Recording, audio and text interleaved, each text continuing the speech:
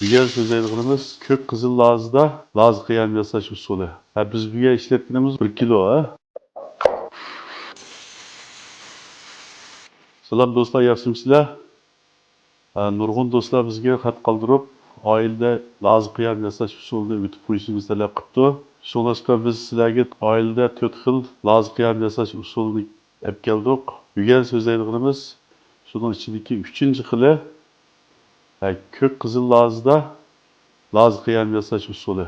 Bunun ketadigan materiallar sap kök qizil laza.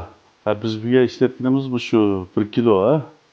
So'qilgan samsaq, so'qilgan zanjibil. Bu laz uni, oq kunjut, qora kunjut. Oldi bilan biz bu kök qizil lazni mashina ezgichga silib ezib olamiz. Ezishdan burun buni kichik parcha qilib olamiz. Lazni mashina ezgichga silib ezib olamiz. Bunu bıraklam izletmeyimiz. Güneşli danistek bozuldu. Sonra maşinne bir kıtın besip toksutup izimiz.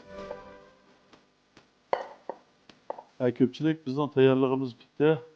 Hem de biz kurak mayası olumuz. Bunun kitadigan bu kurak materyal bilen baş piyaz, zencefil, son piyaz, kaç köklerini yakısılıp, temin çıkırıp işte sargayga aslında süzüp alımız. Bu süzüp algandan keyin aldı bilen zencefilni sep korup alımız başta. Arkada sokkal lazımızı sep alımız.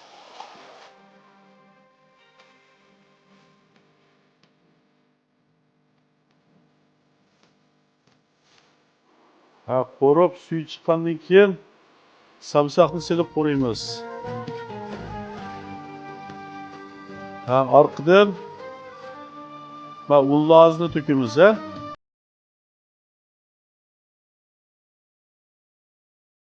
Bunun suyu tükendan keyin işte suyu tügep üstüge leylep çıkandan keyin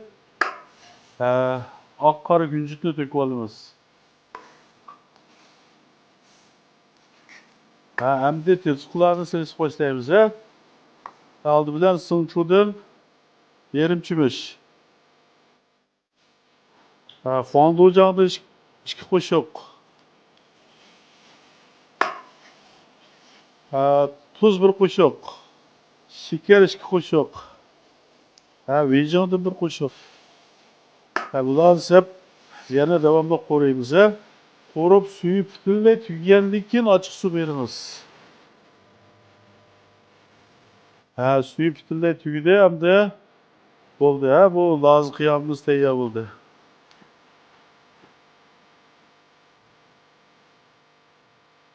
Bilib oldukpa ko'pchilik bugungi ko'k qizil lazda laz qiyam tayyorlash usulimiz yaqinlashdi. Keyingi sonda samsaq tamlik laz qiyam yasash usulini o'rgatamiz. Bilmagan bo'lsanglar yurak berib saqlaylik, yaqinlaringlarga vat biringlar ularni foydalanib qolsin. Xayr xo'sh, keyingi son ko'rishaylik.